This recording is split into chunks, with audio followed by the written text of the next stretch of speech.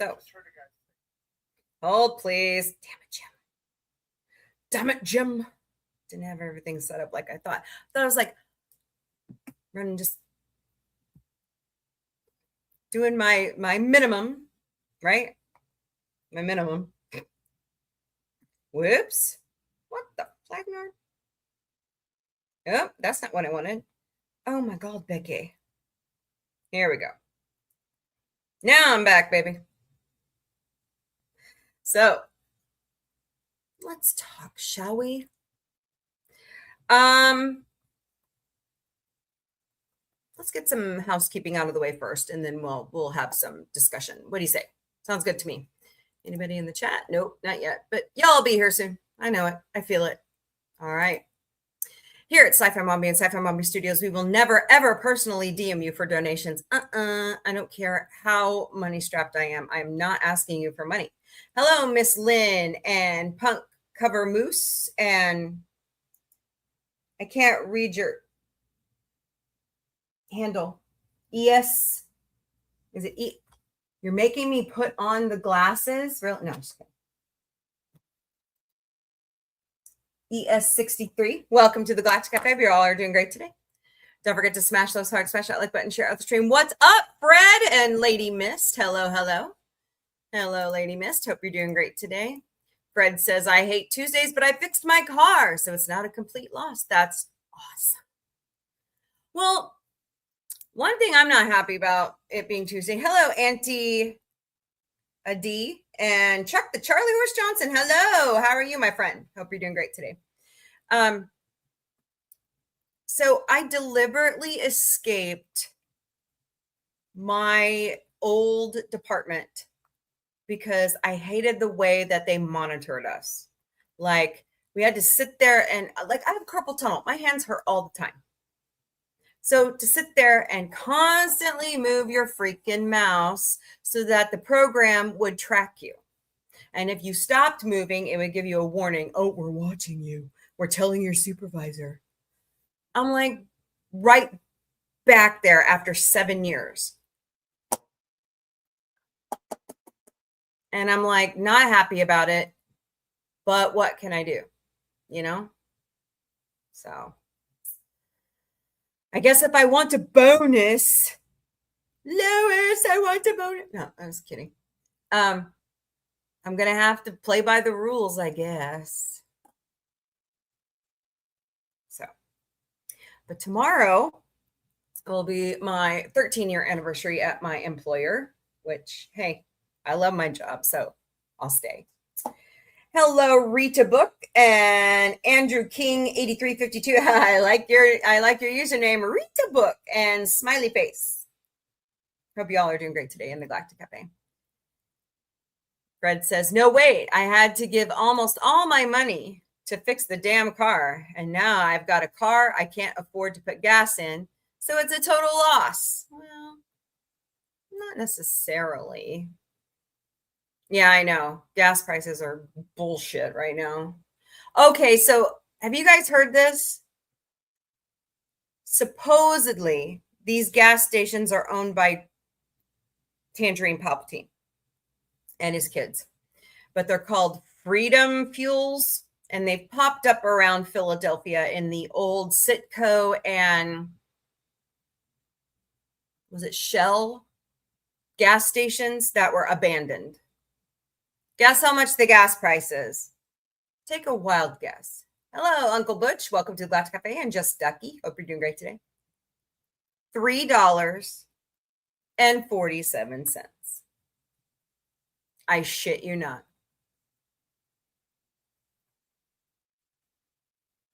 And hello, Scott Farkas. Welcome, Farky. Welcome. If you people don't understand how gas prices work, the average American, you know, if they called Freedom Fuels, they would exactly. Thank you. 3 something, and yeah, they're fake. Lady Mist, they haven't taken down the old signs from hello Moss, welcome from the old gas stations. They just put these big freaking ass stickers over the logos. It looks so tacky. So Alex Wagner and Tim Miller, from the Bulwark, were telling everybody about this, and I'm going, oh my God, this is, and people even Kyle Kaczynski with Secular Talk covered this on his show, and he says, look at the faces of these people filling their tanks. Hello, esoteric communists. And that's an interesting screen name. Communism, exoteric communism. Okay. So, yeah, they're fake. I'm pretty sure they ran out of gas pretty quick, but you could tell the people who were filling up. Hello, Just Ducky, welcome. At the stations were like, this is bullshit. There's no way gas is this cheap, because gas is over $4 a gallon, is it not? In California, I know it's really high. So, and if they give free gas and spicy chicken wings, they should be called Liberty Gas Station. Yeah, that's true.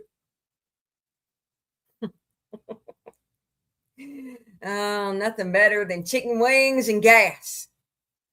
Yeah, America. Hello, Maureen. Welcome. I can't help myself. Have you heard the rumor? Trump's about to give a speech where he says he declassified records from the Georgia election of 2020. And he's about to declare John Ossoff and Warnock illegitimate senators from the state of Georgia. He has no power to do that. The states control their own elections. This man is just taking the Constitution and wiping his ass with it.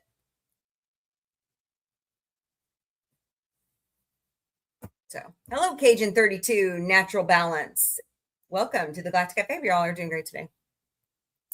Here after a while, we're going to have a discussion about something George Lucas said in an interview.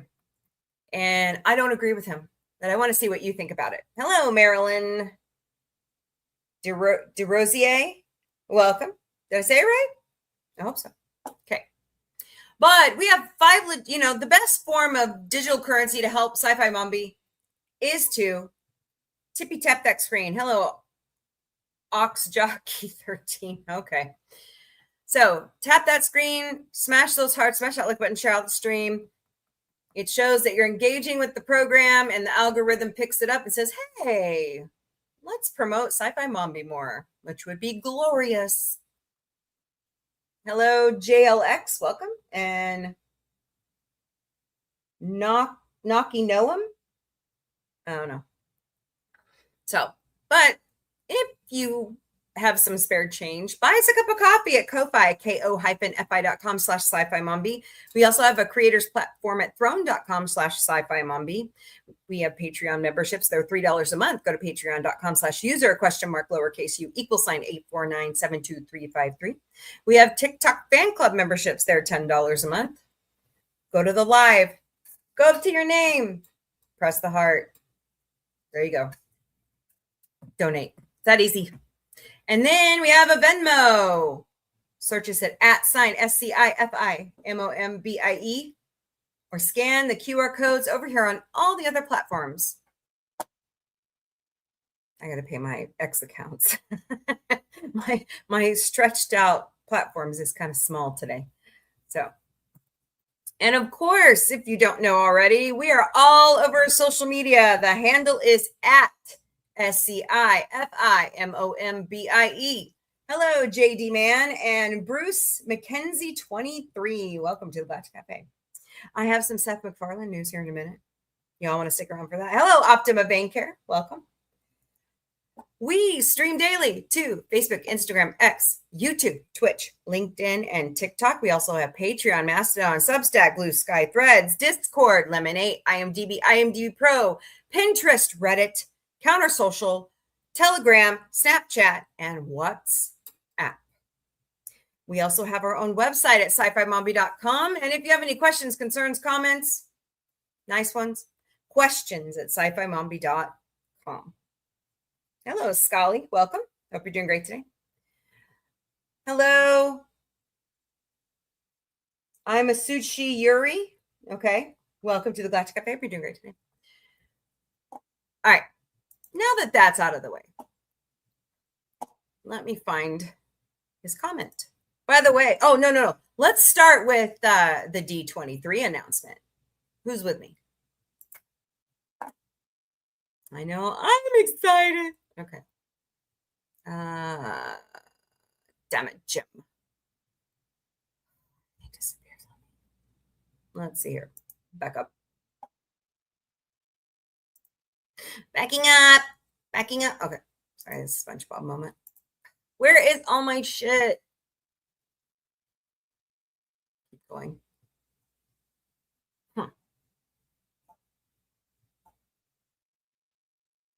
Really? Oh, damn, it didn't save any of it. Are you shizzle? Let's see here. All right, well, I'll just, if I can find the D23 promo. Oh, boy. Hold, please. No, look at that kitten. Hello, Southern Auntie Deb and Kimberly Trigart, Jorge P75, and It's in Senior, user 819, and Easy Ed. Welcome to the Galactic Cafe. Hope y'all are doing great today. All right. Seth MacFarlane is surprising us one more time at that's not what I was looking at. At D23. Yeah. This is the annual event where they show off a lot of fun. Watch this. You guys know how I love the Muppets. 20 years of Enchanted got a mold. Did you see it? Did you see it? No, you did. I'll play it again and I'll pause it. Not the Jonases. I want to go so bad. Hello, Sammy. Welcome. Hope you're doing great today. Mano Music. Welcome. Okay, hold on. I gotta pause it. Hold on. There it is. The Muppets Musical History with Seth MacFarlane. Nice. It will be I believe it's going to be an album, but the Muppets are over 50 years old now. So I think he's giving Seth Rogen a run for his money. That's what I think. I can see Fuzzy Dora taking over. I can see that. Anyways, we'll find out. I'm sure he's going to be a part of the panel for, of course, Animation Domination. Hello, insert cool name here. And Bernardo, welcome to the Galactic Cafe. We all are doing great today.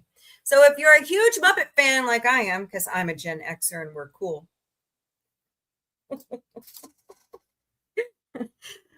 August 11th and 12th in Anaheim, California. Lady Mist, I want to go so bad, but I don't have enough money for a plane ticket. Damn it, Jim. So, sucks. Oh, well. All right. I know D20, the RPG system, didn't know they advanced it. Yeah, Disney. It's Disney. What do you expect? Stone Girl, what's up? Oh, Connie, no worries. Your phone died. Well, tell your phone to stop being so dramatic. I need a new phone myself. I know how you feel. Let's see. I was coming home from Mountaineer Casino. What were you doing at a casino? Did you win anything? With the seniors from our local senior. Oh, you took them partying. Good for you. Nope. No charging port on the bus. Are you trying to be like the ex? Well, I guess she's not the ex-wife anymore on Landman. No worries, my friend. As long as you had a good time. What's up, Stony Girl? Did you see that? Seth's been working on an album and a history of the Muppets. What the? Yeah, what? Oh, God, these people just won't leave me alone. And, okay. to plastic surgeons who constantly text me, may I say something? If you're not going to do the service pro bono, I don't want to talk to you. Okay? It's that simple. Hello, Charlie Ortiz. Is that Nep? Magic Mug, Crane, and Bob Mercer. Welcome to the Galactic Café. But y'all are doing great today. So I'm just telling you, I'm looking for somebody to do the work pro bono. I mean, I'm going to get it paid, some of it paid by insurance, but damn it, Janet. Saying hello, laughing out loud.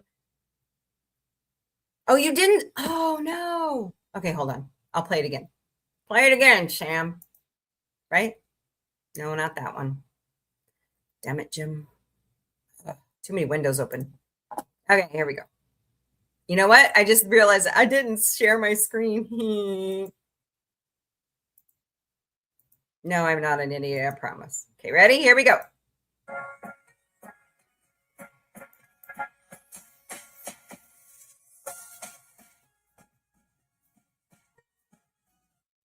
There you go. Ta-da! Yay. Hello, Pupkin and YB, user 593. The Orcs. Welcome to the Galactic Cafe. Y'all are doing great today. So, Connie, our love of the Muppets, is finally going to be talked about with Seth. I'm so freaking jealous. Okay. Now that I know that I can get into events without, problem, because I'm a good person. Thanks for asking. I'll be nice now. I'm super. Thanks for asking. So ready for the new season of South Park. Bring it. I know, doesn't it? I have never been to D23. I would just love to go. I've never been to Disneyland. That too. They make surgeons from, yes, silicone. I know. No. I was able to recoup some of my money 20 minutes before the bus showed up. Well, at least you recouped some money. Damn, that's a bad thing when you have to leave the casino and you've lost. You know what I mean? Hello, Charlie Ortiz, Jess Carey, welcome. Hope you all are doing great today. Don't forget to smash those hearts, smash that like button, share out the stream, please, and thank you. I'd greatly appreciate it. Let's get that out. Let's get the FYP rolling for us all, right? Right. So, all right.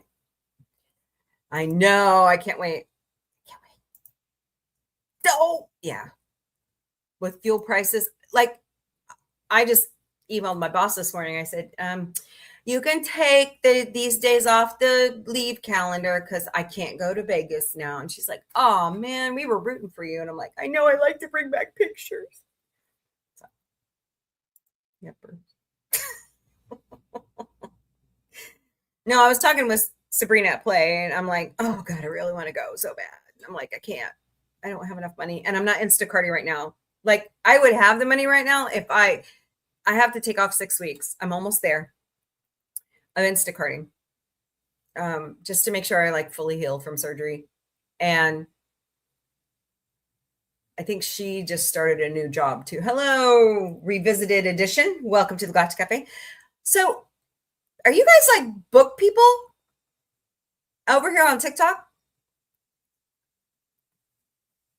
I will promote you guys because I am all for literature. Hello, nothing to see here. Oh yeah, there is. So, all right. I should have just left that up because I've got more pop culture news to share with everybody. All righty. 1 month away, party people. All right.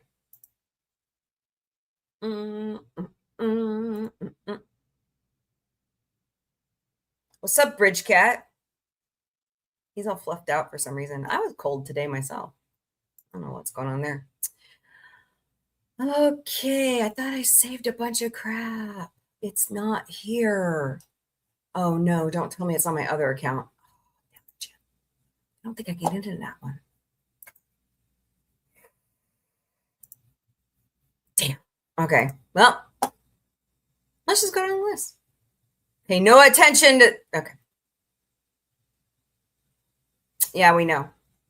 Paramount and Warner Brothers are facing a major multi-state lawsuit to block the merger. Hello, Sarah something, and Summer is Mad PhD. Vienna, welcome to the Galactic Café. I hope you all are doing great today. Hello, Noah. Welcome. What's up? That was yesterday. Hold on. Refresh. I could have swore I saved some birthday stuff and now I cannot find it. Oh, that's pretty. Actually, I've seen that. That's the Venetian Hotel. It is gorgeous. If you ever get to stay there, oh my God, it was so much fun. So much fun, Becky. It's a glorious hotel. They've just like remodeled some of it too. So there you go. Sunday, all new episodes of Animation Domination coming September 27th to Fox. The Simpsons. Yeah. Okay. So Family Guy and American Dad are a spring season. Totally blows chunks. But they are doing the holiday specials on Hulu. So, okay. Hello, Grogan Gray. Welcome to the Galactic Cafe. Are you doing great today? So, Universal Basic Guys and Grimsburg. All new September 27th. Mark your calendars. All right. So, yeah, David Arquette's coming. October 17th and 18th to Missouri Fan Fest. My kids are excited. You should hear co-host Vicky's like, oh my God. I'm like, yeah, man, it's gonna be great. Hello, Chrissy M. He is like one of the biggest Scream fans out there. I thought it's pretty awesome. All right. Fox is releasing all their info. Here we go. Monday, September 21st, Celebrity Name That Tune and Celebrity Weakest Link. Tuesday, September 22nd, Best Medicine and Doc return for a whole new season. Wednesday, September 23rd is The Floor and 99 to Beat. Thursday is Hell's Kitchen and Special Forces, and they skip Saturday because most of the time people are out. Sunday, they've moved Animal Control from Thursday nights to Sundays, so it'll be The Simpsons, Animal Control, Universal Basic Guys, and Grimsburg. There you go. Your fall rundown from Fox. Need to bookmark that. Ooh, what was that? What are they? What are those? No. Are they fake? The ship is yours. Now choose your captain. These stunning headliners are just the beginning. Well, alrighty then. Hello, Tic Tac Nanners. Welcome. And Yami AI2. Welcome to the Galactic Cafe. If you all are doing great today. Hello, Allie. Allie in Oklahoma. Hi, Allie in Oklahoma. I'm April in Missouri. Misery. I'm your neighbor. Hello, Snuggles. Welcome. Won't you be my neighbor? I said that to, oh God. I said that to my niece the other day, and she had on the Mr. Rogers shirt that actually belongs to my brother-in-law. And she goes, what are you singing? Of course, she's 13, so, And I said, Mr. Rogers' song. And she goes, who's Mr. Rogers? I'm like, oh my. I looked at my sister and I said, are you raising these kids right? Hello, Kat. And hey, Indiana. Hey, another neighbor. So, oh boy, Us Weekly is reporting that Jennifer Grey's mother, Jo Wilder's cause of death and final resting place are revealed. Oh,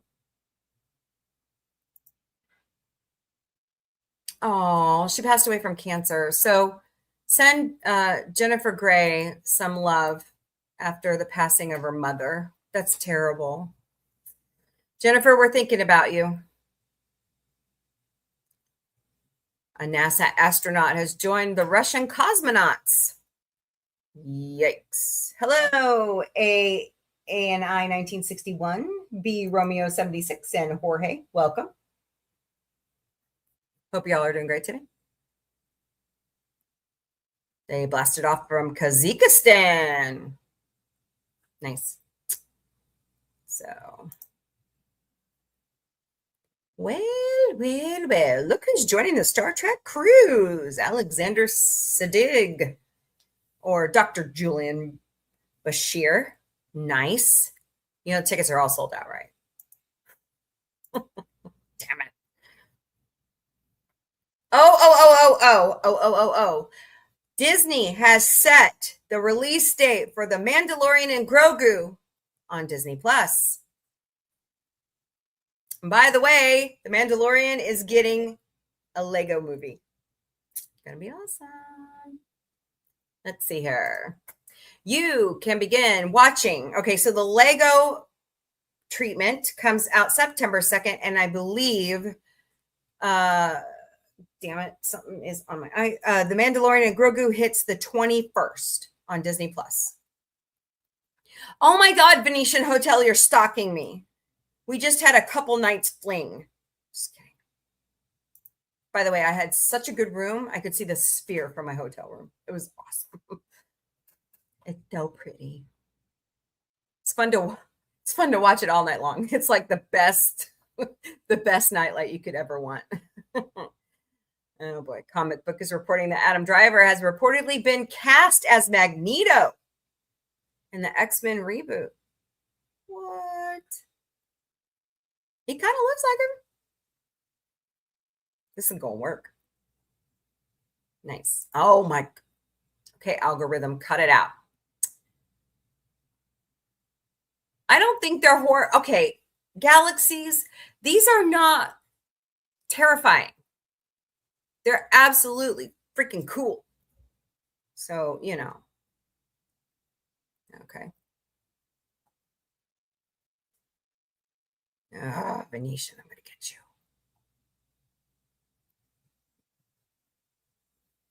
Forget outer space. The most alien place on Earth is Mexico, according to Galaxies. Hidden beneath the deserts of northern Mexico lie one of the most surreal places on Earth. The Cave of Crystals is filled with gigantic selenite crystals, some stretching over 35 feet or 11 meters long, with temperatures above 130 degrees Fahrenheit or 54 degrees Celsius. Wow, that is hot. And nearly 100% humidity. Humans can only stay inside for minutes without specialized cooling suits. Those are gorgeous. Dude, they found the Jedi Crystal Cave. Hello, Edor18. Welcome to the Galactic Café. And L, welcome. That's beautiful. Wow. I didn't even know that existed. Learn something new every day. See, they got cooling suits on. Man, I didn't even know that Earth had one of these. Hello, Care for You. Welcome. That is amazing. I got to bookmark that one. Okay. I'd love to go. Mm-hmm. Spencer Grammer will be at South Alabama Comic-Con October 3rd and 4th in Mobile, Alabama. So go to southalabamacomiccon.com to purchase your passes. There you go, people. Super Troopers 3 Behind the Badge Tour is sold out. Damn it. And that's going to St. Louis, man. Damn. I feel like Doc Brown right now. Damn. Hello, Empress Lioness. Welcome. Hope you're having a good day. The runtime has been released for Slinky for Adventures Doomsday. 2 hours and 45 minutes. Well, alrighty then. If you have to. What is this? Gone with the Wind? Just kidding.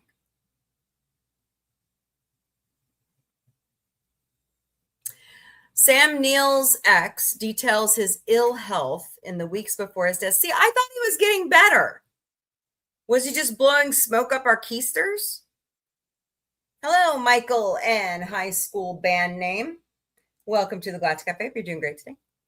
So, okay. So according to his ex-girlfriend, Laura Tingle, wow, what an interesting name, is sharing some insight into the Jurassic Park's icon's final weeks before his tragic death at 78. So go read that. Whoa, what? Jeff Goldblum's going to be at the, oh man. Nice. So he is going to perform the weekend at the Hollywood Bowl when they show the Wes Anderson movies. Nice. That'd be fun. Oh, Andy Serkis, what's this? What's this? What's this? Let's stand by, please, everybody. He's the director. Right. The Lord of the Rings, The Hunt for Gollum. Only in theaters. What are we going to start? December 17th, 2027. Very good place to start. Who's up? You are. Well, it makes things very easy. Yeah. Hello, Maggie and thank you, everyone. Standing by to shoot. Ranuculus. Welcome to the Rose. Welcome to the Galactic Café. We're doing great today. Hello, ES63. Welcome.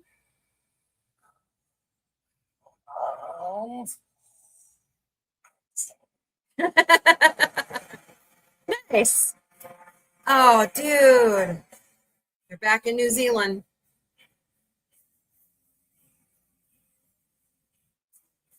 You like flowers? I do too. I'm a big rose. I love roses. All right. I say bring it. Cool. Oh, December 17th, 2027, only in theaters. Okay.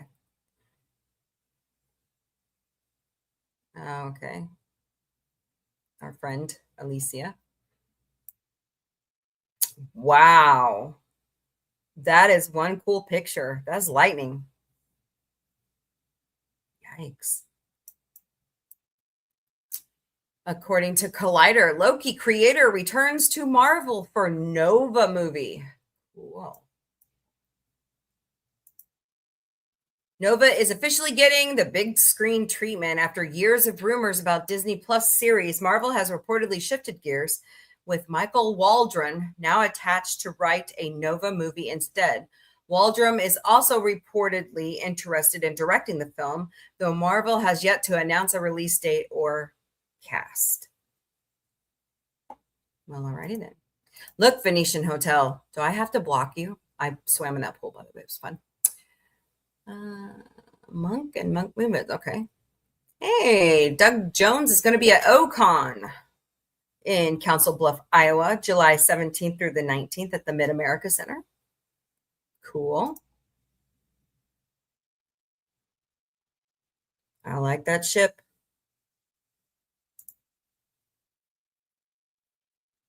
The USS Cotopaxi? Is that how you say that? Okay. Alrighty then. Oh, Venetian, you're killing me, Smalls. The Roddenberry Foundation. How do we know we're prepared for the future ahead? Don't ask a Q. You don't want to hear what they have to say. So, damn it.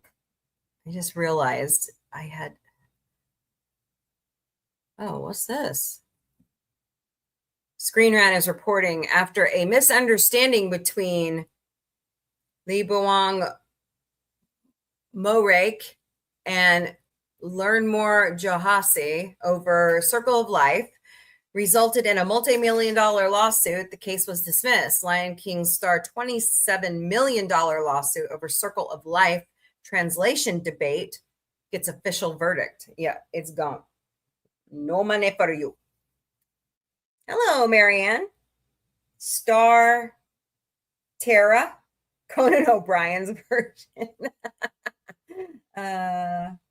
Jewel Barsky, I hope I said that right. And Maureen, welcome. Hope you all are doing great today. Hey, Plane Spotter, welcome. Well, it is what it is, right? Oh, this is so much fun to watch them do this. They not only go out to that big pool right there, but they go all through the shops in the Venetian Mall, the Grand Canal shops. It's really cool. You can take a ride on them too. That's what's fun. Galaxy Con San Jose, August 28th through the 30th. The comic book store will never be the same. How the latest Big Bang spinoff was born. This is the LA Times. Television characters sitting around having conversations on sofas has served prolific producer Chuck Lorre very well, starting early in his career with sitcoms like Roseanne, Dharma and Greg, Two and a Half Men, and The Big Bang Theory. Had much of the action happening in the living room. You want to know another great Chuck Lorre sitcom? What's it called? Disjointed. Kathy Bates plays a weed shop owner, and it's on Netflix. Go watch it. It's so good. It's really funny. Chuck Lorre says, I spent almost 40 years writing about people talking on a couch. With his new series, Stewart Fails to Save the Universe, created with Zach Penn and Bill Prady, who is on Dropping Names this week, by the way, go check that out. And the latest spinoff in Big Bang Theory franchise, he thought it was time to try something wildly different. Stewart Fails to Save the Universe, premiering July 23rd on HBO Max, is the biggest and most unique swing from the world that began with the hugely popular CBS multicam sitcom set in Pasadena, which aired 279 episodes from 2007 to 2019. There you go.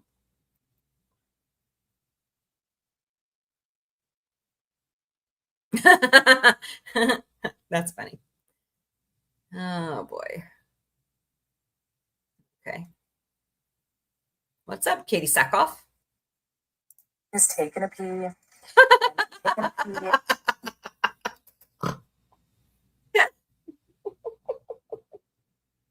Oh God in heaven. At least she's got a view while she goes to the bathroom. Hello, Purpley. JG7 is magic. Far from normal. Eliza and Care for You. Welcome to the Galactic Café. You all are doing great today. Okay, I got to find my thing about George Lucas. Hold on. Give me a minute. Damn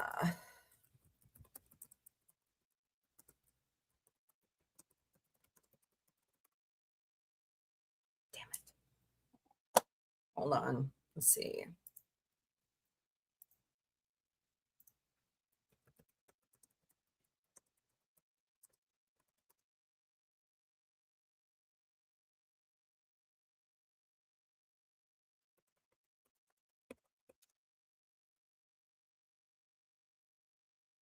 Here it is.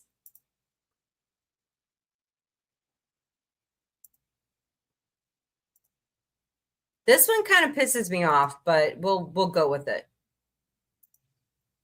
Am I making you get? I know that was funny, wasn't it? Katie's making us laugh.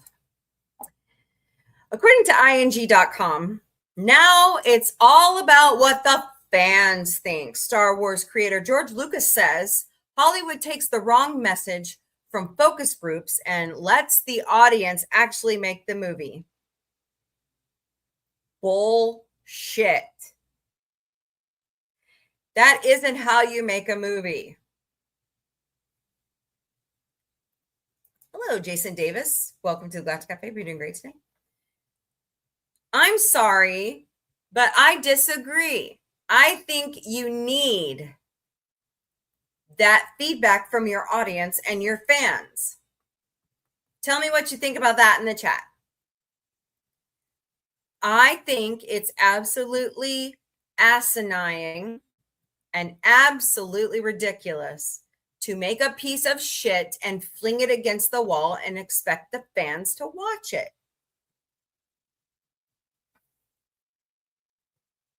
That's what I'm saying. Prove me wrong. Tell me why.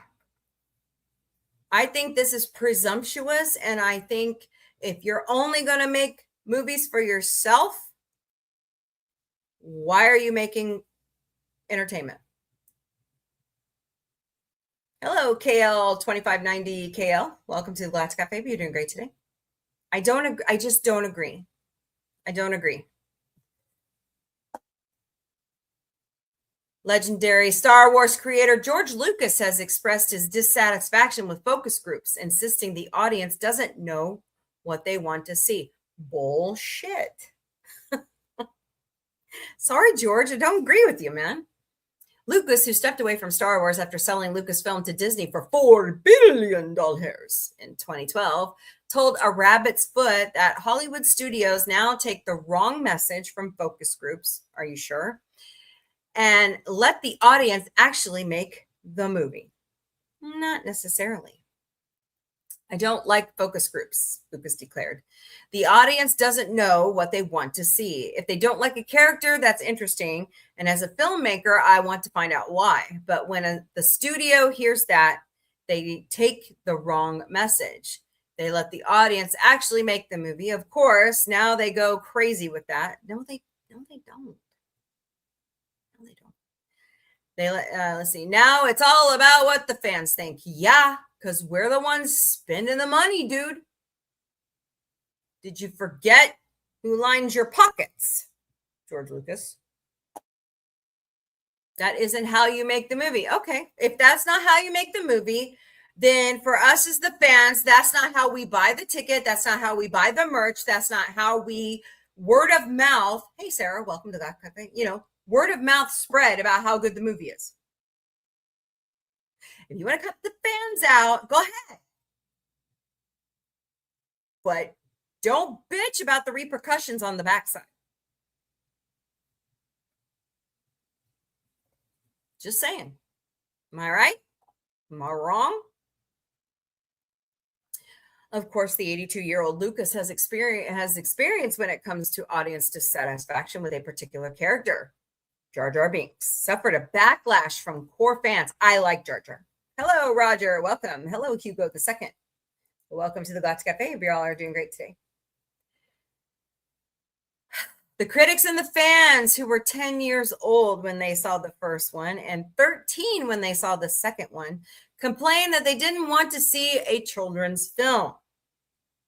Those were children's films? Hello, Shadow. Welcome to Galactic Cafe. Hope you're doing great today. We're talking about George Lucas right now and how he doesn't like to get the input of the fans when he makes movies. He doesn't like focus groups. Oh, that's terrible. Jar Jar Binks is terrible. Not really. Everyone said the same thing about R2-D2 and C-3PO. What? At the beginning, there was a huge push for me to get rid of C-3PO. Why? Because he was pompous. And then in the third one, Return of the Jedi, people said the same thing about the Ewoks. Oh my God, don't. Are you sure you were talking to the right people? Like real Star Wars fans? Just asking for a friend. This isn't the first time Lucas has criticized Hollywood in 2024. He said that studios lacked imagination and accused them of no original thinking. I agree with him on that part.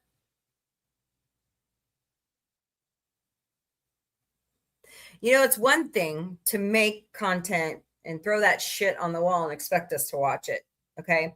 It's another thing to regurgitate the same plot line, just told in a different timing. You know what I mean, Vern? Like, sorry, Jar Jar Abrams. Not sorry. Star Trek Beyond Darkness or Into the Darkness.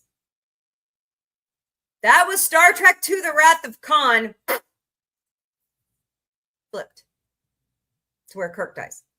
If you haven't seen the movie by now, spoilers. So, hello, memes. Welcome to the Galactic Cafe. You're doing great today. So, look. Could Lucasfilms if they had talked to their fans, of true Star Wars fans, hi, I'm one of them. Stony Girl's one of them. If you had talked to us and we had seen some of this shit that you put out, like the Acolyte. Your audience was not ready for the Acolyte. Now, there are some parts of it that are fine. but not all of it. Right? So just wanted to read that to you and get your opinion. So tell me in the chat what you think about what Lucas says about focus groups.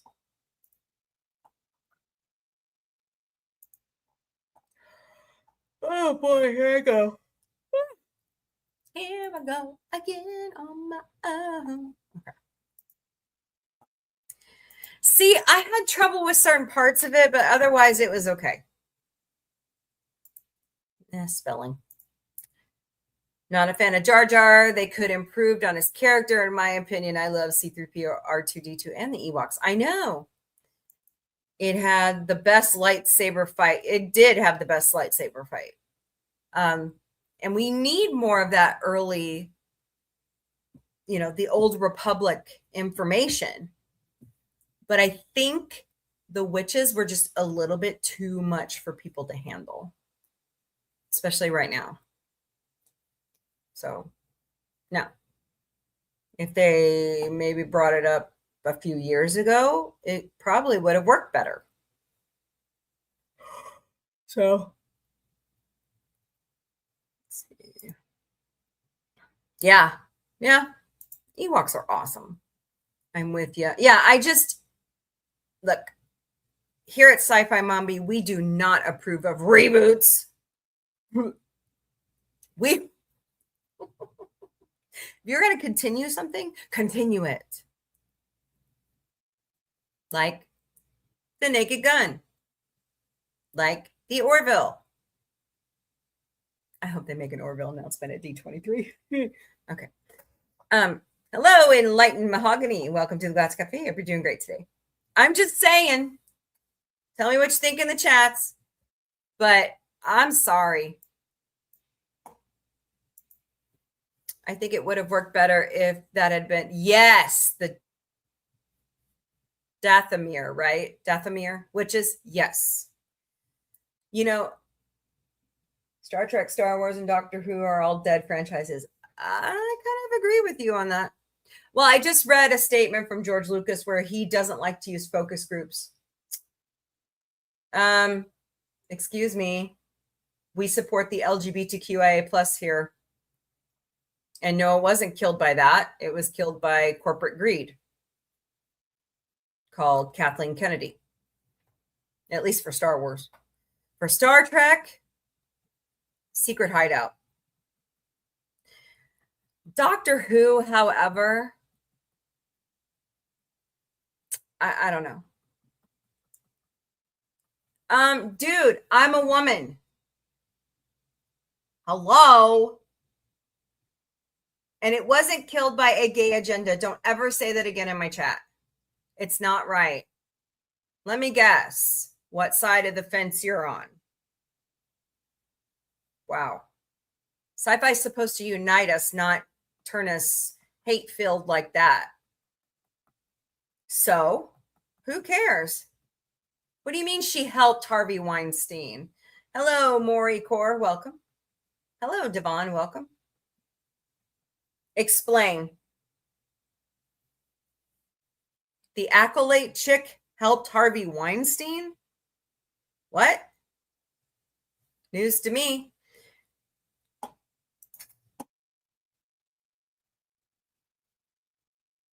Hold on. I'm going to fact check that right now. Watch this.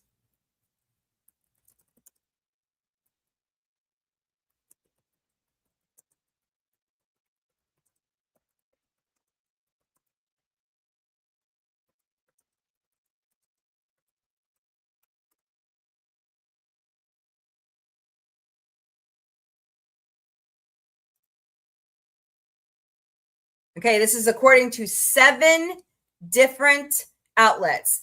Leslie Headland was not his assistant. Rather, the series showrunner and creator Leslie Headland served as an assistant to Miramax for 1 year after graduating from NYU. Headland has stated that she was never physically assaulted and didn't have any incidents, though she was verbally abused by him. For 1 year. Wait a minute. I'm not reading CNN. That came from Fox News and 7 other outlets.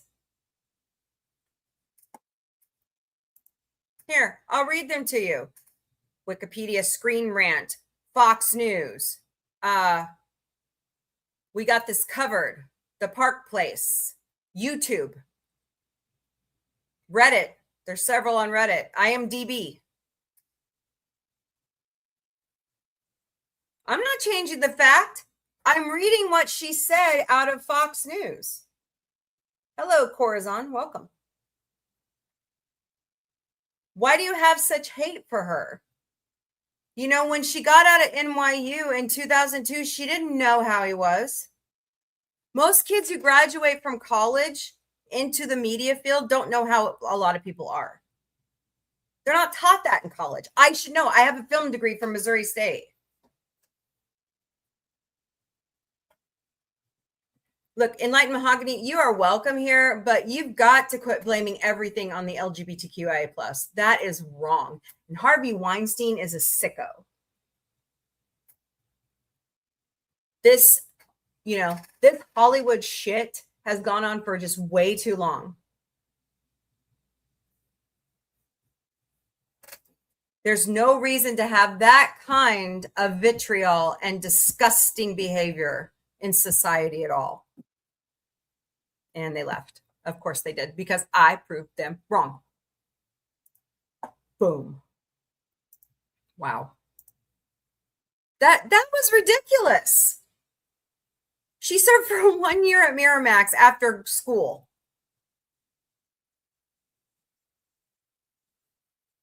No, I read you facts, not alternative facts. Facts, Enlightened Mahogany. Hey, Motown Kitties, how are you? It's good to see you, my friend. So, wow. Something else I don't get lately. Maybe somebody can explain it to me. How is it that people who love sci-fi identify very alt-right? I don't get it. So very bizarre to me. But anyways, like there's a sci-fi group in California. They're pretty large and they've disowned people. Hello, Jean-Luc. Welcome. Hope you're doing great today. I agree with Enlightened Mahogany. I don't think the franchises are dead. I just think they need a drought. You guys remember back in the day, well, at least us Gen Xers do, we didn't have new Star Wars for a long time. A long time.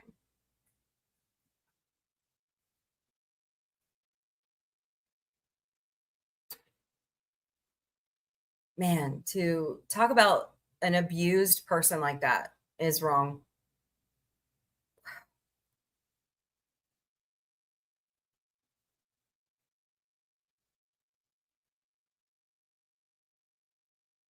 That person had something really good to say the other day. Agreed with them on the other day. So, don't know what that's about. Anyways, watch, they'll turn me into TikTok. Like a lot of people do.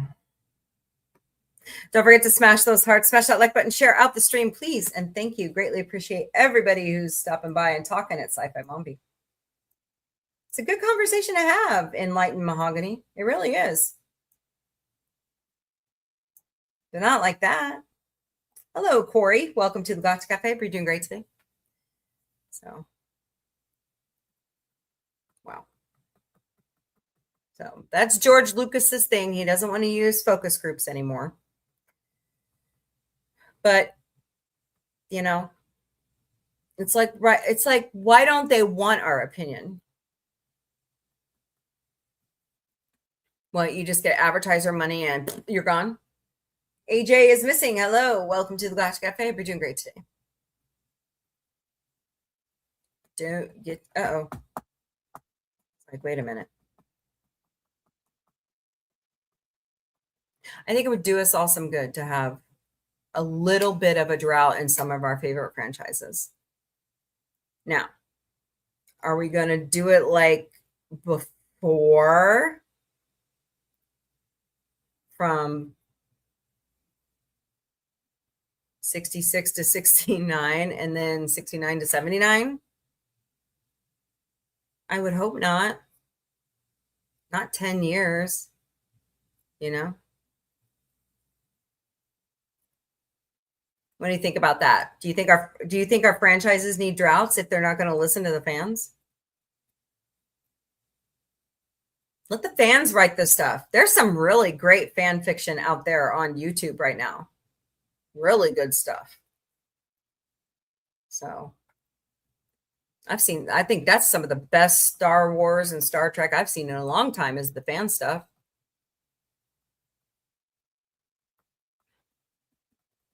Hey, I am Alvin. Welcome to the Galactic Café.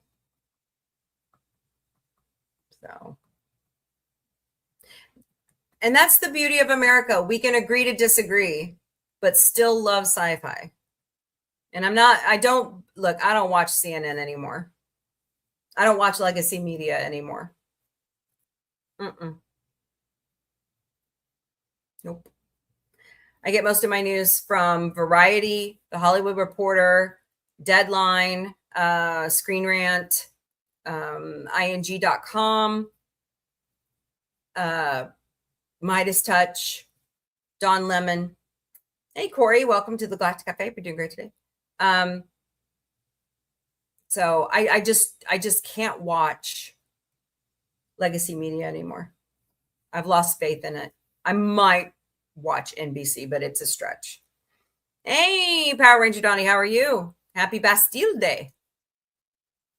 Oh, we were having a debate about George Lucas said that he doesn't want to use, if he makes a movie, he doesn't want to use focus groups anymore because everybody was against Jar Jar Binks. He says Hollywood is kowtowing to us fans, letting us fans write the content. Really? So, saying hello to everybody. It's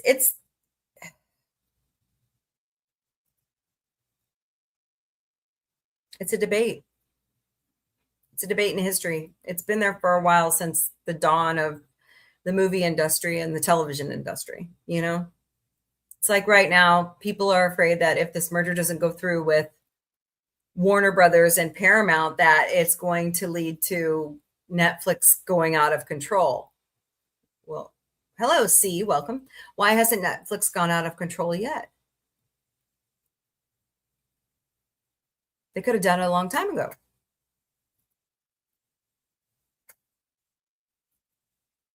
They could have. They wanted to. So ponder on that and put in some more discussion in the chats. I think it's a good topic to talk about. What do you think, Donnie? Do you think we need focus groups to make really good entertainment, or do we just take the studios at their word? Happy SpongeBob Day. It's the best day ever. I love SpongeBob. I've been watching SpongeBob since the beginning, before I had kids. Hello, Neurodivergent Insight. Welcome to the Galactic Cafe. We're doing great today.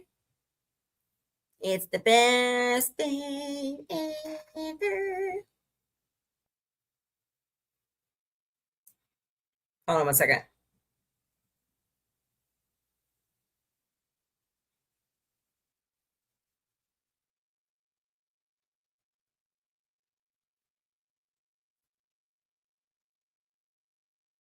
Uh-oh. Peter Thiel's in trouble. Bryce Dallas Howard posted a very sweet video she took of, what was that? Wait a minute. Of Sam Neill, Jeff Goldblum, and Laura Dern all singing together. It was a really great, it's out on Instagram. So go check that out. Okay, hold on. Just got a weird email I have to look at. YouTube. Is that it? It's about football. All right, good. It's nothing important. Just kidding. World Cup is everything. All right. Well, tell me more of what you think about focus groups. And I'll do some good news. And I got to remember which one I have it loaded on. Oh, okay. I get all of my good news from goodnewsnetwork.org. That's goodnewsnetwork.org. Their quote of the day is, when you are grateful, fear disappears and abundance appears. Tony Robbins. Hey, Corey. Welcome. Hope you're doing great today. Tony Robbins. What's this? According to coffee, coffee is associated with lower risk of liver cancer and deadly cirrhosis. Really? Because my grandparent, at least my great-grandparents, drank coffee for years. And my great-grandmother passed away from cirrhosis. So I will read the study anyways.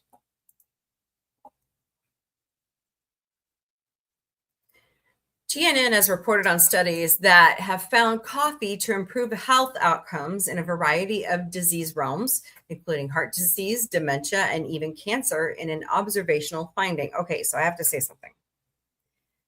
I was listening to a doctor, a true endocrinologist. I looked him up afterwards on TikTok, and I forgot his name. Damn it, I didn't write it down. He believes that dementia in any form is the third stage of diabetes.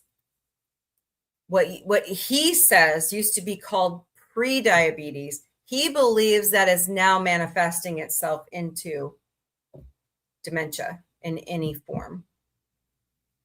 And the worse you took care of yourself, he claims, the worse that you go into, wait for it, frontotemporal dementia. Who do we know that has that? Yeah. So people who excessively eat crappy food excessively, stuff like that. It was very interesting. You might want to look it up on TikTok. It's pretty good talk he gave. Now, a new study of hundreds of thousands of people compiled by Cedars-Sinai Medical Center has identified that the liver may be a prime beneficiary of coffee consumption. Cool. Embarrassingly, it took until 2016 for the WHO to remove coffee from its list of possible carcinogens, even as a mountain of evidence had built up that the beloved breakfast drink was not only not harmful, but actually a health drink. Coffee has previously been identified as having hepatoprotective effects, that is, protective to the liver, in a study of 500,000 individuals with known coffee consumption levels from the UK Biobank. Compared to non-coffee drinkers, coffee drinkers had a 21% reduced risk of chronic liver disease, a 20% reduced risk of a fatty liver disease, and 49% reduced risk of health from chronic liver disease. This new examination used the same massive data set, which followed some 500,000 people from the ages of 40 to 69 for decades, recording a wide variety of health data. By 2023, 30,000 researchers had registered to use the UK Biobank data, and over 9,000 peer-reviewed articles based on it had been published. That is amazing. That is amazing. In the analysis, Assistant Professor Kim of Medicine at Cedars-Sinai and his colleague Shelley Liu and Wu Dongyang, all three of whom are medical doctors, looked at cases of the life-threatening liver disease called cirrhosis, as well as liver cancer and liver-related deaths, compared to non-coffee drinkers, which I would have been one a long time ago. The team's analysis found that coffee drinkers had a 32% lower risk of cirrhosis, a 47% lower risk of developing liver cancer, and a 42% lower risk of liver disease-related death. Additionally, blood protein data pointed in the same direction. Coffee drinkers had higher levels of proteins associated with healthier liver function. This reinforced the finding that might otherwise have been dismissed as a coincidence.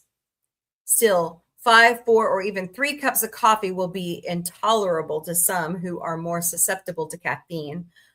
Drink decaf.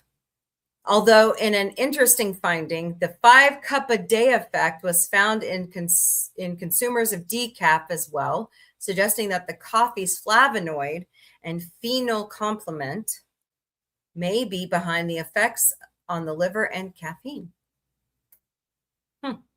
Our findings support moderate coffee consumption for people who already enjoy and tolerate it well, said the study's senior author, Wu Dongyang, medical director of the liver cancer program at Cedars-Sinai. However, we would not recommend that someone begin drinking coffee solely for liver protection based on the study alone. Prevention should continue to focus on maintaining a healthy weight, limiting alcohol, exercising regularly, and maintaining blood sugar, blood pressure, and cholesterol. Way to go, coffee.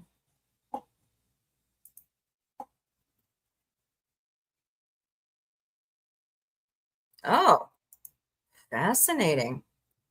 A woman crippled by Alzheimer's resumes lively conversations after psilocybin mushrooms unlock her memory. From the May issue of Frontiers in Neuroscience comes the truly remarkable case study of a woman crippled by Alzheimer's recovering speech, bladder control, and motor function after a single dose of psilocybin mushrooms. I said it wrong. Living with Alzheimer's for a decade and under family supervision for almost as long, the Japanese-American woman in her 80s was given 5 grams of psychedelic mushrooms, went into a deep, sweaty sleep, awoke, and launched into an autobiographical tirade for 4 hours. Interesting. This was a woman on death's door from the most common form of neurodegenerative disease. She had, for 5 years, spoken only single syllables and had lost control of her urinary continence, was unable to stand or walk without assistance, couldn't recognize anyone or much of anything from her past or family, and suffered from severe motor skill dysfunction so that she could neither perform basic grooming nor dress herself. Oh, dementia does that. It's really sad. No details about why the woman was the subject of the experiment have been revealed by media reports, but 3 research scientists from the medical department of Associação Cruz de Onc in Sao Paulo, authors of this observational case study, administered 1 5-gram dose of mushrooms containing the psychedelic compound psilocybin, one of the most common found in nature, and documented its effects. The acute period, what is commonly called the trip, was characterized by hypothermia, sweating, sleep movement, and a deep, restful sleep that lasted 19 hours.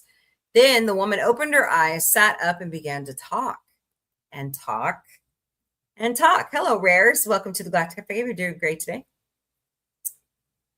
Fascinating.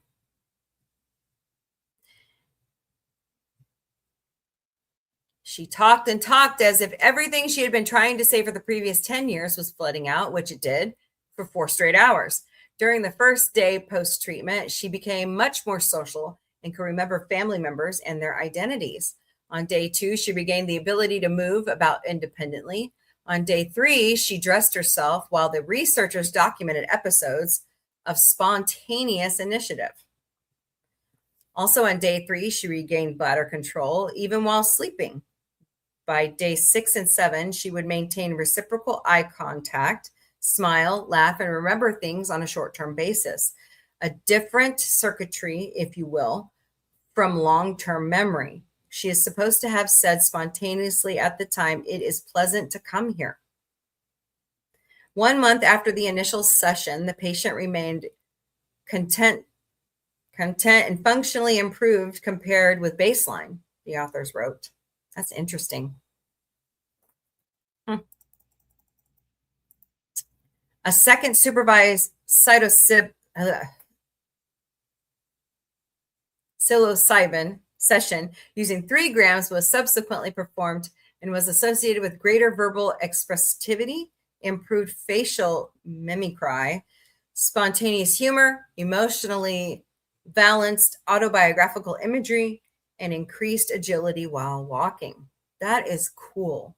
Kind of like the Patch, or the, no, not Patch Adams. That movie with Robert De Niro, where they all woke up from being given a drug or something. Hello, user 959. Welcome to the Galactic Café. On the other hand, this is clearly a groundbreaking find. Billions of dollars have been invested into finding a drug that can slow or reverse Alzheimer's. And most, if not all, attempts have been met with failure. At the same time, rates of Alzheimer's disease around the world are increasing, placing an ever larger burden of care on families and society. Psilocybin has been researched in many models of psychiatric and psychological impairment, such as post-traumatic stress disorder and depression. It's also been identified as a compound that increases brain neuroplasticity, a term that refers to the ability of the brain cells called neurons to forge new connections repeatedly, which could be thought of as a kind of cognitive flexibility. Brain imaging studies have shown that psilocybin alters communication pathways between the brain regions, a hallmark of neuroplasticity, while animal studies have found that psilocybin may help encourage the formation of dendrite spikes, tiny protrusions on nerve cells that facilitate better communication. The study didn't include any brain scans, control groups, double blinding, sensitivity analysis, placebo controls, nor even standardized cognitive tests. In short, it lacked anything that would allow for extrapolation of this total observational finding beyond what it was. The reported observations of a few people on a single person. Interesting. In other words, everything which seems to be taken away by Alzheimer's may still be there, and that there exists some chemical key that can unlock it. Is psilocybin the key? More hopefully, higher quality research can follow up on the incredible case study. I agree. Very good news.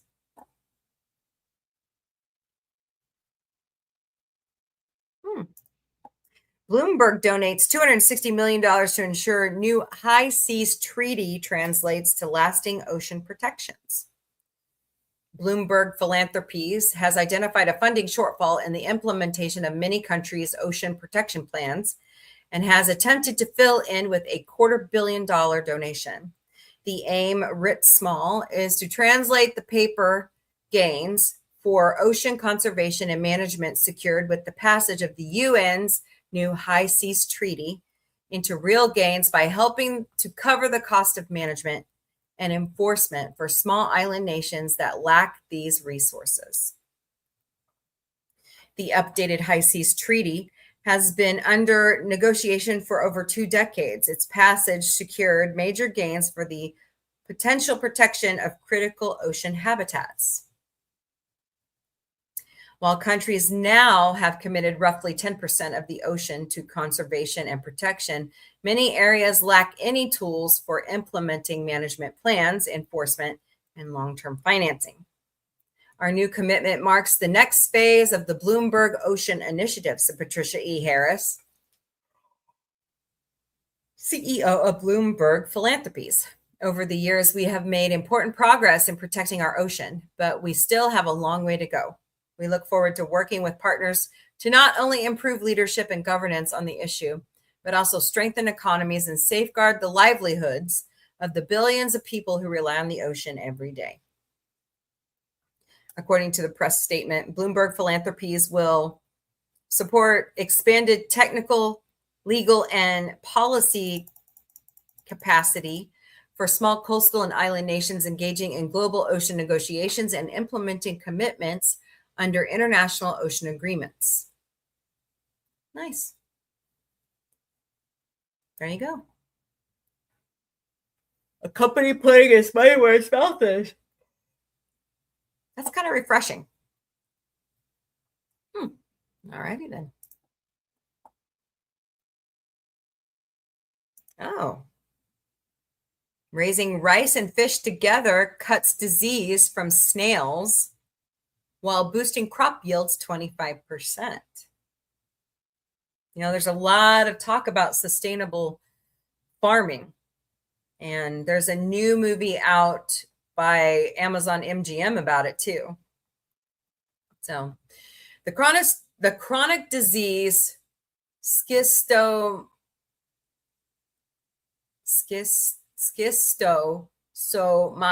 there we go, wreaks havoc on more than 220 million people around the world, with the vast majority of cases being in sub-Saharan Africa. New research published in Nature Sustainability by scientists from Notre Dame has explored how raising freshwater fish in the rice paddy, it'd be nice if I could read, English, could help reduce disease incidence and poverty along the northern Senegal River Basin, a hot spot for this disease. Despite decades of mass drug administration campaigns,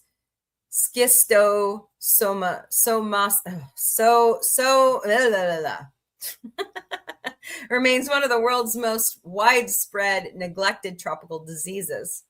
Rice farmers and their families are particularly at risk, as the parasitic worms that cause the disease are spread by freshwater snails found in the standing waters of the rice fields. By restoring native fish to rice fields, we may be able to reduce disease transmission while helping farmers produce more food and generate additional income. Those kinds of win-win-win solutions are rare, but they are exactly what sustainable development requires, said Jason Rohr, a professor of biological sciences at the University of Notre Dame and corresponding author of the study.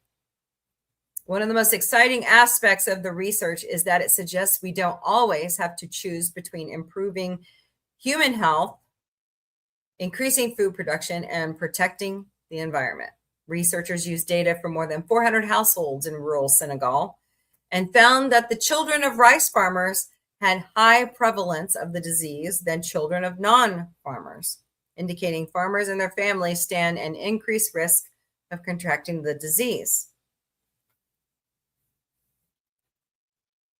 And while there is a drug that can treat the disease, it cannot prevent reinfections, which will continuously occur and contribute to the cycle of poverty and disease. To reduce the disease transmission, the research team led by Rohr introduced African bony tongue and Nile tilapia into rice fields, two native fish species that naturally suppress snail populations by eating snails or competing them for resources. Through 2 trials, the team found that although the fish were not actively fed, both species thrived. The researchers found that fields containing both fish species had fewer of the snails that hosted the parasite that caused the dominant form of schistosomiasis in the region.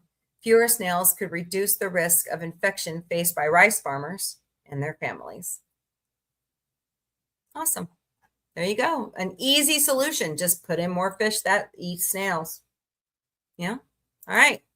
More good news on this date in history. 11 years ago today, Earth scientists completed the first survey of our solar system as New Horizons spacecraft completed a flyby of Pluto. It took 10 years for the little space probe to arrive at our most distant neighbor, and now is beginning a long, cold journey out into the great beyond, never to return. Although with Pluto, New Horizons also imaged the moons of Nix, Styx, Kerberos, Charon, and Hydra. What? Hydra's out there? Man, I don't think I want to go in space. Sorry, that's an MCU joke. The closest approach of the New Horizons spacecraft to Pluto occurred on July 14th, 2015, at a range of 12,472 kilometers or 7,750 miles from the surface. The first details of the encounter were received the next day, but the download of the complete data set through the 2 kilobytes per second data download link took 15 months. Yikes. Along with photographs of Pluto and its moons, data from New Horizons was able to provide insight about many interesting details of Pluto's history, including the phenomenon of cryovolcanism.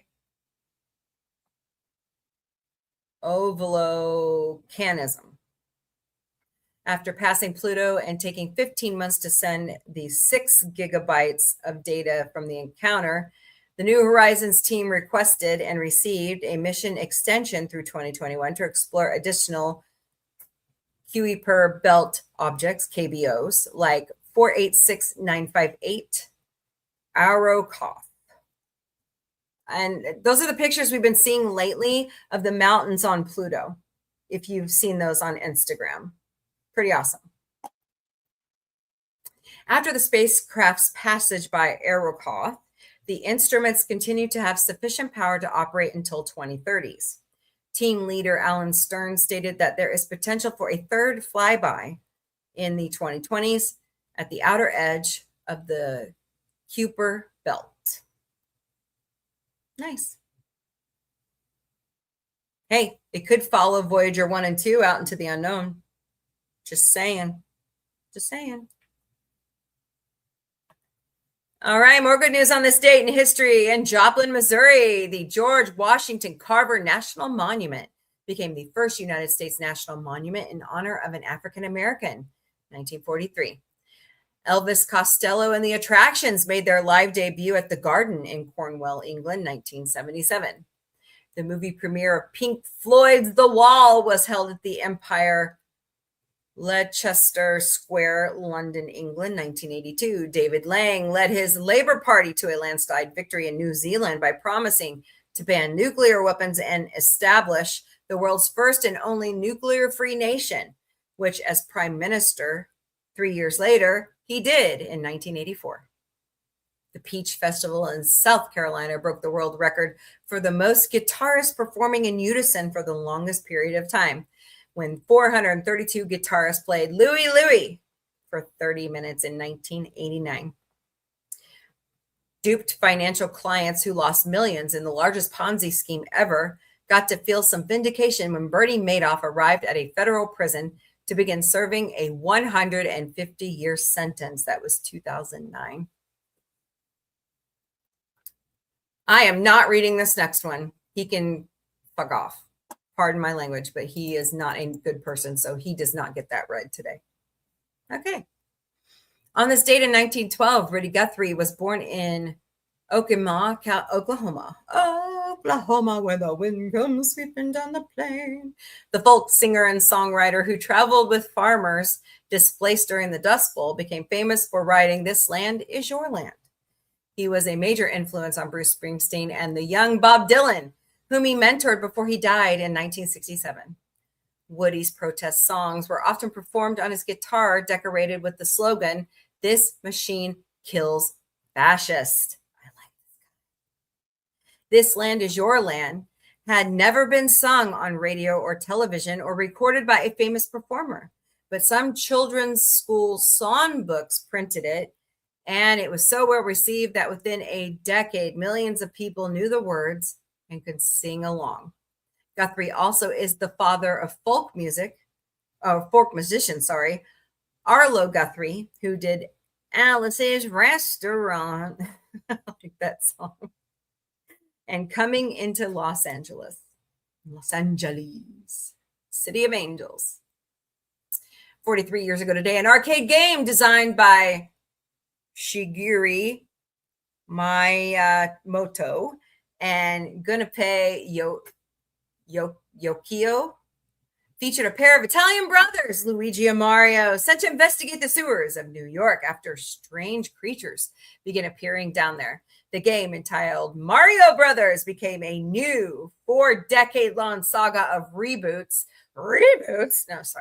beloved by 2 generations of gamers, which have featured Mario and Luigi as everything from tennis players and golfers to superhero and street cleaners and hot rod go-kart drivers. Having already created the idea of an Italian plumber protagonist in their 1981 game Donkey Kong, though he was originally thought of as a carpenter. No, he was a plumber. They needed another character for the multiplayer version, for which they simply did a color swap from red to green, thus creating Luigi. The game was a moderate success at first, selling 2,000 arcade machines in the United States. The idea of staging the action inside a sewer was based on several manga, and therefore the change from carpenter to plumber made sense. A legend has it that while in development, an Italian New York City landlord burst in on Nintendo's American office, demanding rent in a very Italian way. And so the red plumber was called Mario in his honor. Subsequent re-releases of the Mario Brothers format sold millions of cartridges in the early console days. That was 1983. Glorious. I still love Super Mario Brothers. I like Dr. Mario. It's a mix between Tetris and Mario Brothers. It's fun. Hello, Inked Alchemist. Welcome to the Galactic Café. We're doing great today. 66 years ago today, Jane Goodall first arrived at the Gombe Stream Reserve in Tanzania to begin her groundbreaking study of chimpanzees in the wild. Later that year, immersed in the forest community, the beloved British primatologist first observed the chimps creating tools for fetching termites. The first time that an animal was observed to modify an object to create a tool for a specific purpose. A mere secretary before she arrived, she was given a grant to study at Cambridge, where she earned a PhD studying primate behavior and anatomy.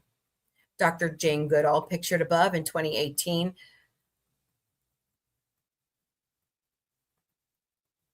posited, I didn't say that right, an unconventional idea. It isn't only human beings who have personality, who are capable of rational thought and emotions like joy and sorrow.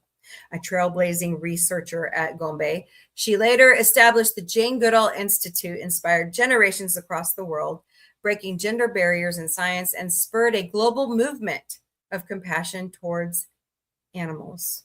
And we lost her a couple of years ago. She was amazing. She was amazing. Rest in peace, Jane Goodall. You did good.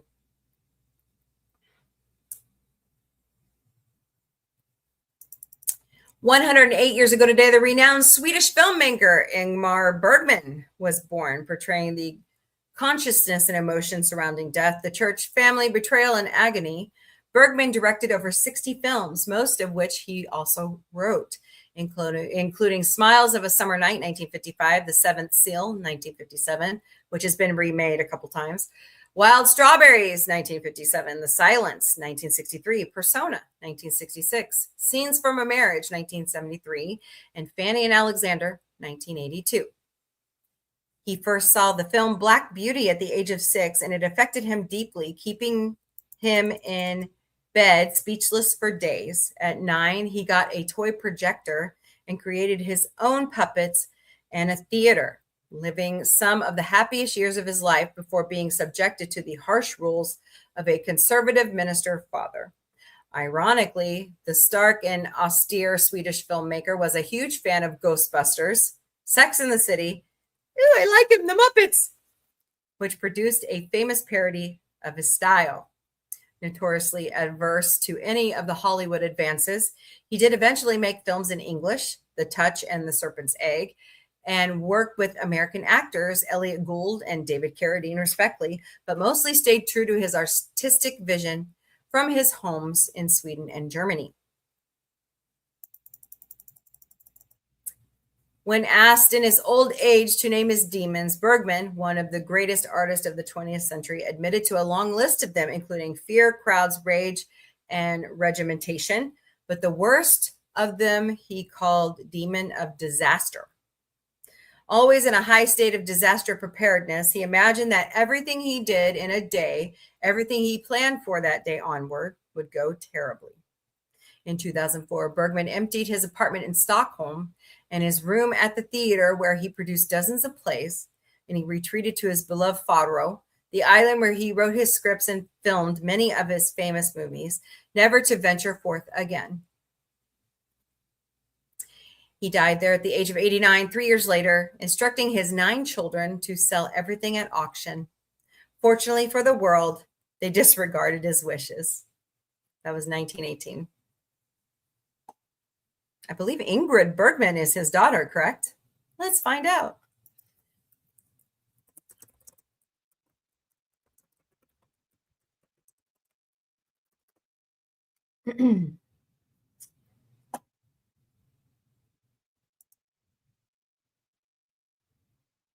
Nope, I was wrong. So Lena, Eva, Jean, Mats, Anna, Ingmar Jr., Len Ullman. Oh boy. Daniel Bergman. Oh, interesting. And Maria von Rosen. Oh, his wife, he had a wife named Ingrid. And there you go.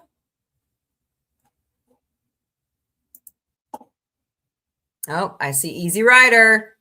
On this day in 1969, the seminal counterculture film Easy Rider was released in theaters. Peter Fonda co-wrote the script and co-starred with Dennis Hopper portraying hippie bikers on a cross-country road trip, riding high on the proceeds of a drug deal. Yikes. On a shoestring budget of $400,000 and a breakout role for the unknown actor Jack Nicholson, the film, directed by Hopper, would gross $60 million and ultimately kickstart a new golden era of independent American filmmakers in the 70s, including Martin Scorsese, Steven Spielberg, Francis Ford Coppola, and Robert Altman. The role earned Jack Nicholson an Oscar nomination for Best Supporting Actor, and the tragic tale was nominated for Best Original Screenplay, while its groundbreaking soundtrack featuring the band The Byrds, Jimi Hendrix, and Steppenwolf. Good movie. All right, well, there's your good news in history. Tell me what you think about that in the chat. Yeah, rest in peace. Go back up here. I think it would have been much better if that, yeah, had been those witches. Yeah. We need more of that told, that story told. I agree. Fine. How are you? Yes, rest in peace. All righty. I don't know if I should keep that person on TikTok or not. I don't like the way that they are attacking the LGBTQIA plus community because I have 3 children that identify that way. So kind of worries me. Everybody is welcome here, but you know, when you start hating on another group, I don't put up with it. So not changing the facts of the story at all. She only worked for Miramax for 1 year and she left because she was being verbally abused. That is the story. Leslie Headland. So.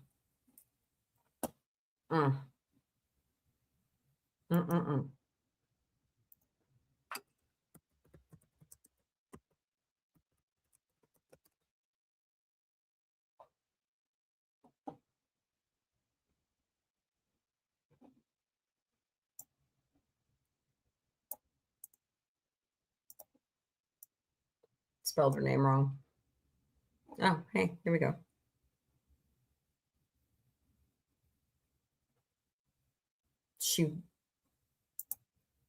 Okay, hold on a second. Leslie Headland, November 26, 1980, is an American film and television director, screenwriter, and playwright. She directed the comedic films Bachelorette, Sleeping with Other People, and she co-created a Netflix series, Russian Doll, which earned her 2 Primetime Emmy nominations for Outstanding Comedy Series and Outstanding Writing for a Comedy Series. She served as the creator and showrunner on Disney Plus's Star Wars: The Acolyte. Wait a minute.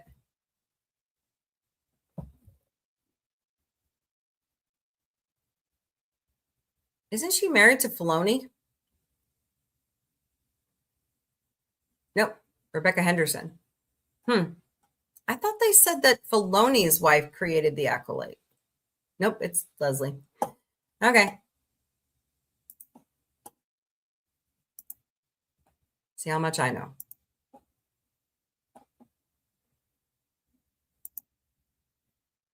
Doing good. All right, time for Mombie Daily Boost. Here we go. It's Taco Tuesday, July 14th, 2026. Oklahoma Comic-Con is August 8th through 9th in Tulsa, Oklahoma. Go to oklahomacomiccon.com to purchase your passes. Birthday boy, Tom Kinney from yesterday, and Randy Quaid will be there. Kane Hodder, he is the original Jason, is he not? Jason Voorhees. Keelan Goff, Blake Foster. I believe those are, though Blake Foster is a wrestler. Troy Baker. Can't read them. They're too small. But look at all the talent. It's going to be fun. Scott Ines must have like a contract with VXV Entertainment because he's like going to all their different shows. So oklahomacomiccon.com. Arkansas Comic-Con is September 18th through the 20th at the State House Arena in Little Rock, Arkansas. Go to arkansascomiccon.com to purchase your passes. May not win. May Hong. By the way, I have a funny story. I have to stop here because May not win is in Agents of S.H.I.E.L.D. So Autumn's friend showed her the show. And she used to watch it with me when she was little. Like, I love MCU. And she's like, I'm watching this brand new show and I never realized that it was on. I'm going, okay, well, what show's that? Maybe I want to watch. She goes, Agents of S.H.I.E.L.D. I'm like, what? She said, well, my friend put it on and I saw Adriana Palicki and I was like, oh my God. And I said, Autumn, you watched it before? No, I haven't. I said, yeah, I have. I said, you were a little kid. You probably just don't remember. She's like, well, I may have seen it before, but I really like it. Kids. All right. Sahara, Adriana Barbeau, Kim Rhodes, David, I think that's Yost, and many more will be at Arkansas Comic-Con, including the voice cast for Rick and Morty. So, arkansascomiccon.com. Extremicon is September 25th through the 27th at the St. Robert Community Center in St. Robert, Missouri. Go to extremicon.com to purchase your passes. Candace Rose and Dick Terhune will be the celebrity guest. So, what are you waiting for? Go buy your passes. Extremicon.com. Missouri Fan Fest is October 17th through the 18th at the Springfield Expo Center in beautiful downtown Springfield, Missouri. Go to MissouriFanFest.com to purchase your passes. David Arquette is the newest addition. Really excited about that. Plus, David Howard Thornton's going to be there. There's a video of him proposing to his girlfriend as what does he play? The clown thing? What is it? Connie knows. Anyways, he was dressed up as the clown and he proposed to his girlfriend. And I was like, I hope she's a horror fan. She said yes. So they get married soon. Power Rangers, couple Power Rangers, some others will be at Missouri Fan Fest. So MissouriFanFest.com. GalaxyCon St. Louis is October 23rd through the 25th at the America Center Convention Center. Go to GalaxyCon.com, go to events. In the drop-down, choose St. Louis and purchase your tickets that way. Shatner canceled. So unfair. So unfair. If I'm going to drive that far, Shatner should show up. Just kidding. Hello, Michelle. Can't read it. Misha Zelmano. Welcome to the Glass Cafe. We're doing great today. George Takei, Bobcat Goldthwait, Tim Krasinski, Jackson Wraithbone, Peter Frantinelli, Kellen Lutz, Ashley Green for Twilight, Bobcat Goldthwait, and Tim Krasinski for Police Academy. Brian Posen for Stuart Fails to Save the Universe. Steve Whitmire is a part of the Muppet universe. Austin St. John and Walter Jones are Power Rangers. Cassandra Peterson is Elvira, the Mistress of the Dark. Kevin Clash is also a part of the Muppet universe. Brandon Rogers. And the newest addition is Brian Austin Green from Beverly Hills 90210. What else has he been in? I have no idea. But go to galaxycon.com, go to events, choose St. Louis, and purchase your tickets. Oh, that's right. I always forget the Ned's Declassified Survival Guide people. They were just added as well. Totally awesome. Thank you so very much for helping us boost our YouTube watch hours. You guys have been amazing. I truly appreciate you greatly. You all are family. Just the help is amazing. We lost over 400 subscribers in a month, and we're holding steady right now. But you know, I've been telling people when they email me, go out and resubscribe. That's all I can tell you to do. So that's all I can tell you to do. So thank you so very much. We appreciate you for watching our content. And there's more to come. There's more to come. I'm going to start cooking again.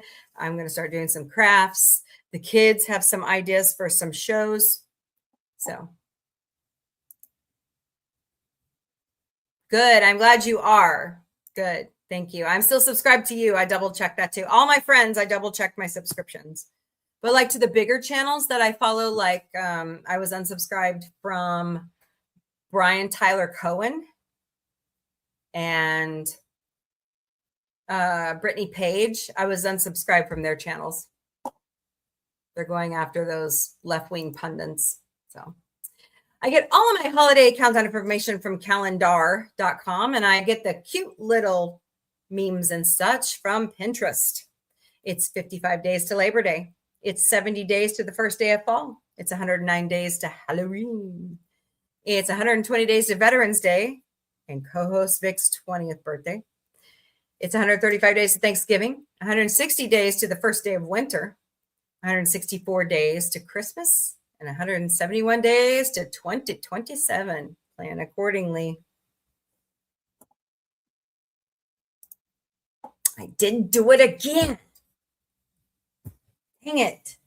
Keep forgetting. I gotta fix this. Hold on. Where'd my pen go? Everything disappears around here. All right. Update your damn. Oh boy. Make me a note.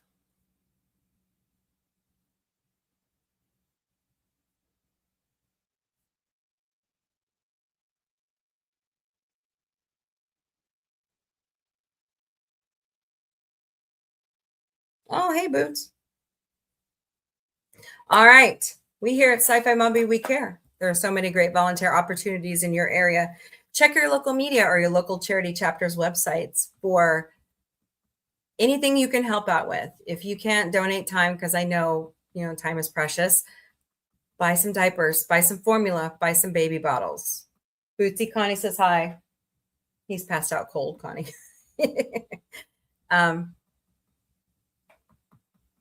Buy cat or dog food, buy rabbit food, buy clumping litter.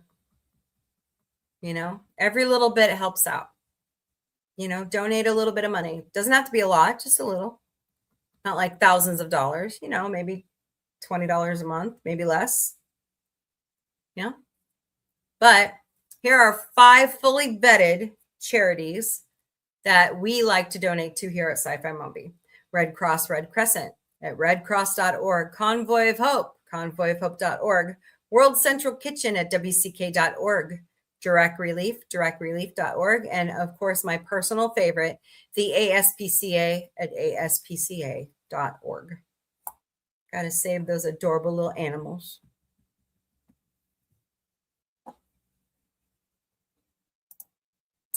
Oh, yes, party people. Uh-oh. Made all the changes on the last slide, yesterday's slides. Damn it, Jim. Interview the Author is August 28th on Miss Connie's channel, Fluff Chick Productions. So get to reading the mixed magic saga like I am. Good stuff. So be ready, August 28th, with your questions. All right. If you have any questions, concerns, comments, topic suggestions, book suggestions, you want me to watch a TV show, you want me to see a movie, you want me to listen to some new music, just want to say hi, email me at questions@sci-fi-mombie.com. That's questions@sci-fi-mombie.com. Visit our website at sci-fi-mombie.com. All right, y'all. What are we talking about?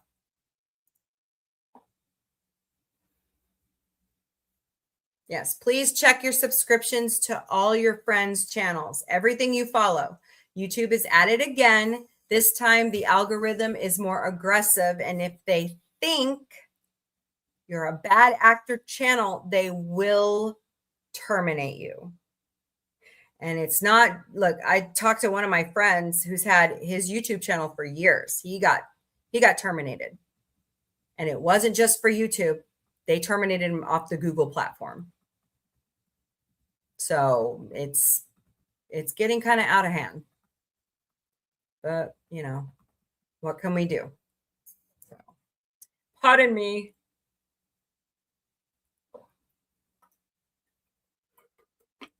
There's a lot of talking. So, Lady Miss, what you up to? Not much. How's the garden?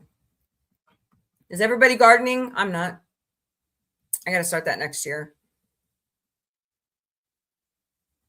Yay! She's still subbed.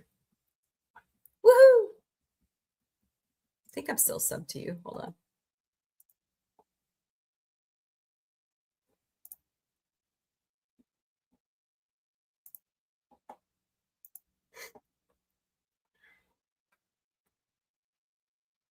Hello, Jamie. Welcome to the Galactic Café. We're doing great today.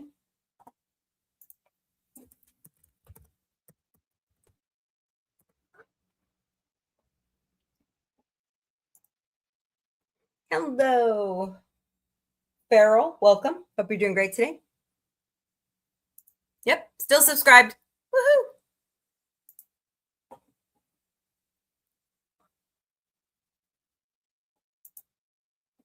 Hello, Goddess Venus NYC. Welcome to the Galactic Cafe. You're doing great today over there on Instagram. Instagram.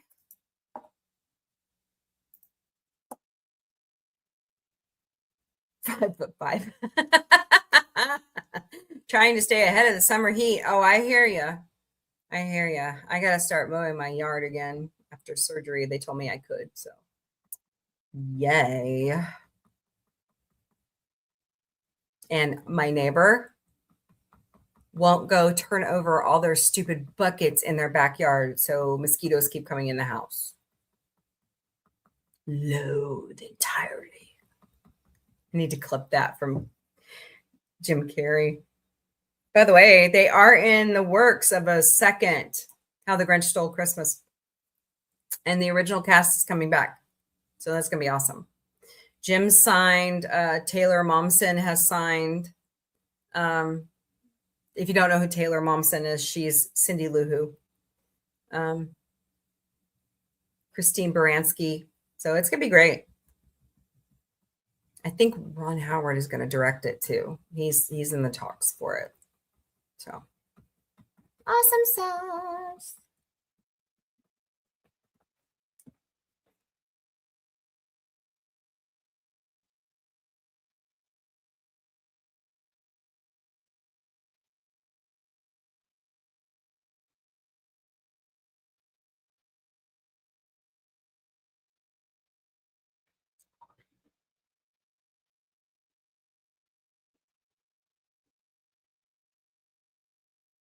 Hold on one second. Did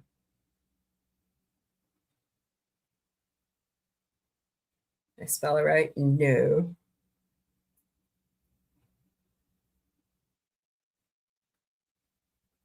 There we go. Notice my chat wasn't moving over on TikTok, and I was like, oh, great, you know. certain person blocked my chat from moving, but they didn't. So.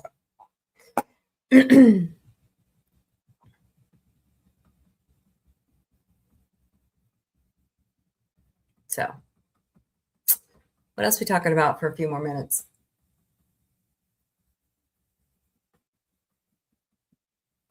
I'm ready for the big reveal at SDCC for whatever Star Trek is going to become. So put a large bowl of soapy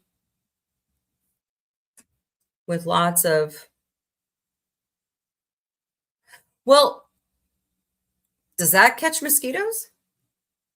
A large bowl of soap? Interesting. I just put on backwoods off and go mow. They leave me alone. My mom and dad used to be like big users of Skin So Soft by Avon. But they don't really do much of that anymore. So 12,000 likes today. That's awesome, you guys. Thank you. Totally awesome. Mosquitoes will be attracted to it and drowned. Oh. Oh. I just had an evil thought. Maybe I should buy one of those foaming, like they make soap for like your car. Can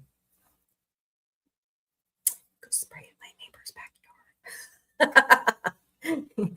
There you go, mosquitoes, have some soap.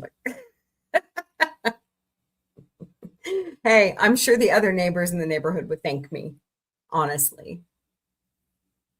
To me, they're nice people, okay? They are. I tried it and it works. Okay. They are nice people. They really are.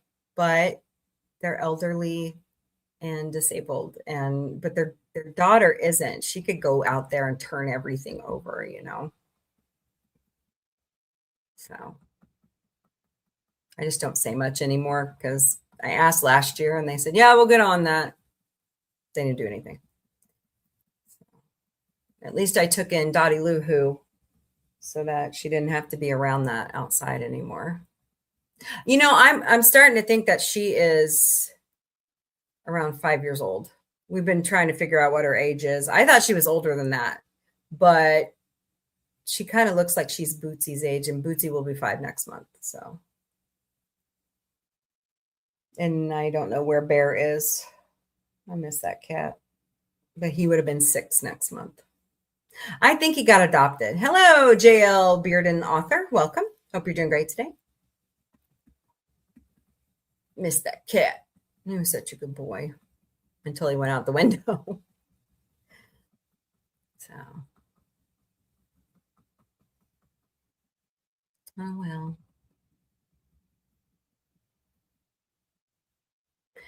My dad said that he saw him out at PetSmart in one of the cages being adopted out, but I don't know how you track that down. Also, they don't kill wasps. They hate and hunt them down and kill mosquitoes. Oh, also don't kill wasp. Yeah, but I'm allergic to them. So, I mean, I do keep spiders around, but I don't like spiders either. I guess I'm a daughter of Athena. So, well, I mean,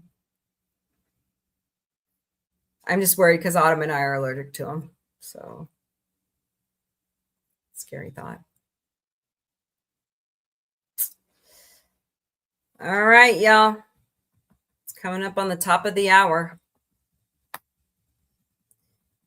No show tonight. I'm going to start slowly working back into the regular schedule because we've got a lot of great entertainment coming this fall. So I just want to, I still am healing, still working on that, trying to build my energy totally back up, get some weight off because this may be like the first year that I have to cancel It's Your Turn to Scream if I get this other part of my surgery approved. So we'll see what happens. But I'm scheduling. For right now, I'm scheduling out It's Your Turn to Scream and very special holiday streams. But King of the Hill starts next week. So I'm looking forward to jumping back into Monday nights in Tune-Ageddon. And Futurama starts next month. Yay. So 2 of my favorites. Won't have any more new Family Guy till next year. So work on getting better. I know. Got to do it. Got to take care of yourself. As RuPaul says, you can't love yourself. How can you love anybody else? It's true. All right, guys, have a wonderful evening. I will see you back here tomorrow in the Galactic Cafe for home day. It's the downhill slide of the week. Here we go. Beginning at 3 p.m. Eastern, noon Pacific, right here at Sci-Fi Mombie. Any questions, concerns, comments, email me. Don't forget, email. Thank you, Lady Miss, Connie Cleary, Stony Girl, Power Ranger, Donnie, Fred. Who else was here? Everybody over on TikTok, thank you so very much for being here today. I think that's everybody. Whoever's been lurking, hello, hello. Thank you so much for stopping by and watching Sci-Fi Mombie today. All right, y'all, take care. Don't forget, kill them with kindness. Pay it forward. Donate some canned goods to a food bank. Flash someone a smile, because you never know when somebody needs a smile. Remember, there's more that unites us than divides us. Just also remember that sci-fi unites us as well. All right. Later, party people.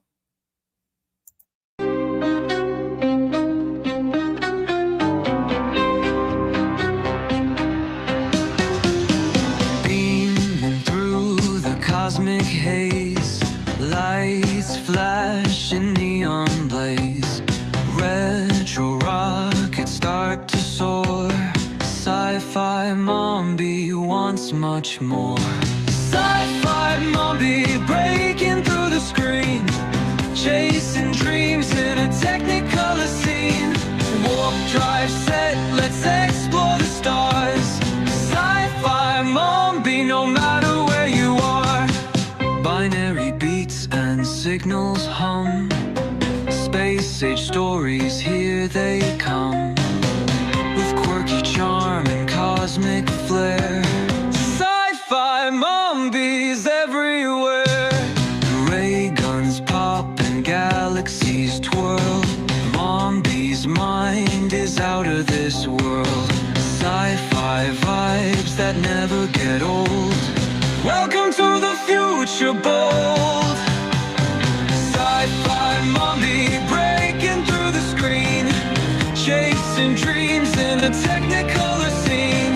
Warp drive set, let's explore the stars. Sci-Fi Mombie, no matter where you are.